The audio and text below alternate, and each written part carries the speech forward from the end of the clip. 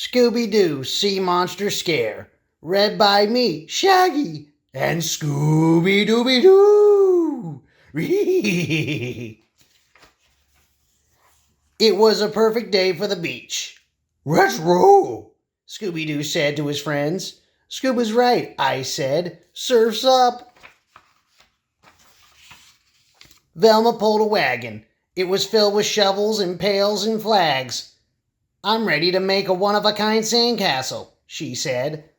Scooby pulled another wagon. It was filled with sandwiches and pizza, hot dogs, and tons of chips. Like we're ready for a one-of-a-kind lunch, I said.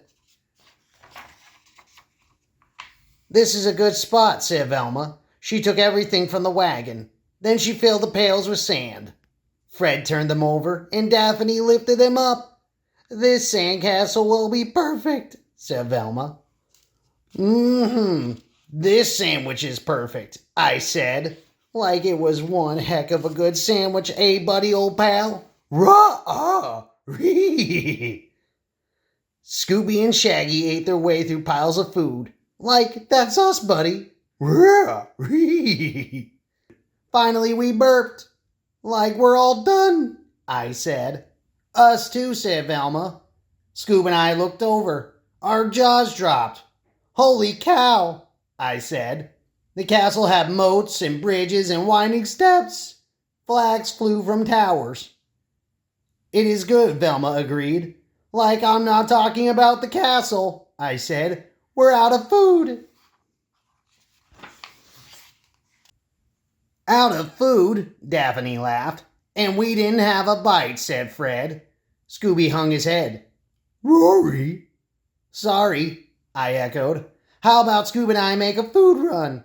There's a snack shack down the beach. Scoob and I set off.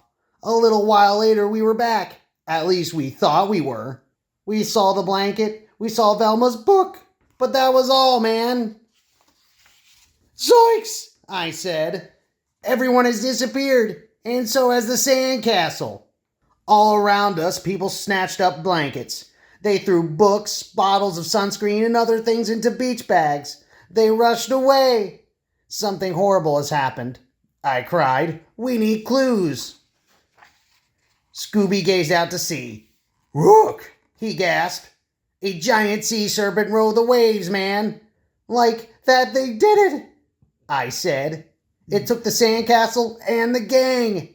Shouts rang out across the water. It's getting closer, I cried. Scooby yelped. Run, Raggy. We took off. We jumped over people. We scooted around umbrellas. But the sea serpent was close behind. It was coming onto the beach. A surfboard, Scoob, I said. Quick, hop on. A moment later, we bounced along the waves. Like, hang 10, Scoob, I said. But we couldn't surf fast enough. The monster was closing in. The sea grew rough. Scooby and I hung on, wave after wave. Up, down, up, down. Scooby turned green. Like, don't lose your lunch, good buddy, I said. Up, down, up, down. I turned green too. All at once, a giant wave crashed over us. I clung to Scooby. Scooby clung to me. Whoosh! Up, up, up we went. The surfboard went one way. Scooby and I went the other. We hung in the air. Then we dropped. Fast. Right onto the back of the sea serpent. Oh! Help! Rope! We cried. Don't worry, said Velma. We're right here. Scooby spun around. Velma, Fred, and Daphne were on the serpent's back, too. We've got to get off, I screamed. Relax, said Fred. The ride will be over soon. Ride, I said. The serpent gives rides? It's not a real monster, said Daphne. It's a float. Scooby and I gazed around. People were laughing and having fun. But what about the people on the beach? I asked. Why did they run away? And what about the sandcastle? I thought a monster wiped it out. The sandcastle is gone, Velma gasped. Then she sighed. It must have been the tide. That's what happens with sandcastles.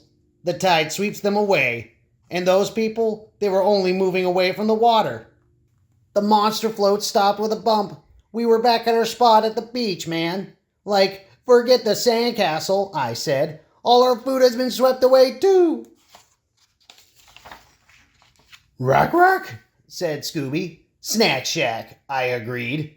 Scooby-Dooby-Doo! The end.